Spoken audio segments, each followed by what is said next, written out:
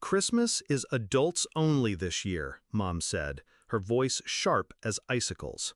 Go find your own plans. That was it. No warmth, no explanation, just dismissal.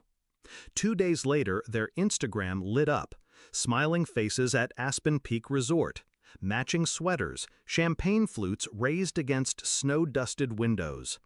I sat in my office, the same city they had flown through and ignored me in. Snow tapped against the glass, quiet but insistent.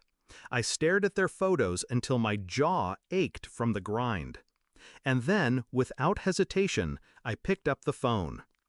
"Guest services?" "This is Harrison," I said, calm as winter fog.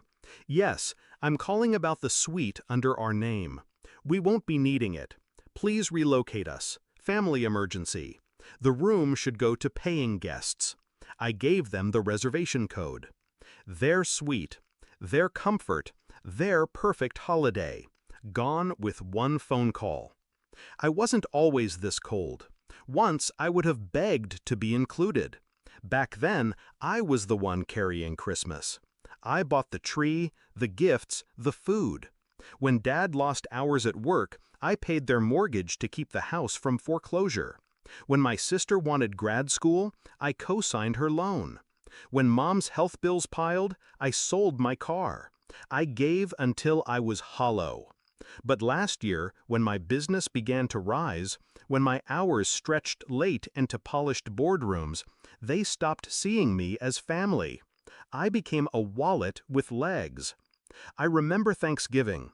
My sister leaned back in her chair, swirling wine, and said, "You'll cover the bill, right? You're doing so well." Everyone laughed. I smiled too, but inside, something snapped. It wasn't about money. It was about being erased. They didn't want me at the table, just what I could put on it. So when Mom said Christmas was adults only, I knew what she meant. No ATM, no me. I didn't call them, didn't fight, didn't beg. Instead, I planned. I knew Aspen Peak. I had stayed there once during a corporate retreat. Their reservation system was strict, but policy was clear. Only confirmed, prepaid reservations guaranteed a room. And I knew my parents. They loved to work connections, slipping cash to clerks for upgrades, promising payments later. One phone call from a calm, confident voice with the right details, their suite would vanish into someone else's pocket. I timed it perfectly. Christmas Eve. They had just checked in, posted a photo in front of the fireplace. I waited 2 hours, enough time for them to unpack, relax, order champagne. Then I called. And Aspen Peak followed policy. Later, I found out how it unfolded. A family from Chicago walked in with a confirmed reservation. My parents' suite was reassigned. Security knocked on their door.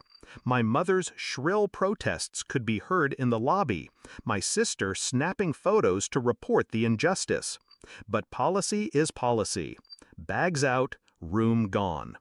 They spent Christmas not by the fire, not at their table for 12, but in a roadside motel 20 miles down the mountain. A place with peeling paint and thin blankets. Their Aspen dream collapsed into fluorescent reality. And I poured myself a drink and let the snow fall. The best part wasn't the humiliation. It was the silence. They never connected it to me. They blamed the hotel, the staff, the system. Not once did they think of the child they'd shut out. That's what betrayal does. It blinds you.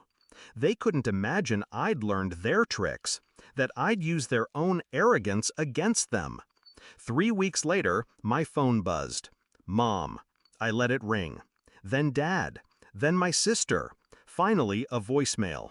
"We need to talk. We know you had something to do with Aspen. This childish behavior has to stop. We're family." Family. The word tasted bitter. I deleted the message without listening to the end. Revenge isn't about shouting. It's not about throwing plates or making scenes. It's about precision, timing, silence. It's about letting them feel the cold they once gave you. They taught me that. This year, snow falls again outside my office. My desk is heavier now, papers stacked with contracts, partnerships, plans. My company is growing. My life is mine. And theirs? Well, they'll post fewer photos this holiday. Maybe none. Because Aspen doesn't take connections anymore. It takes cash. It takes commitment. Two things they never understood. Do I regret it? Not for a second. I didn't raise my voice. I didn't break laws. I didn't even lie.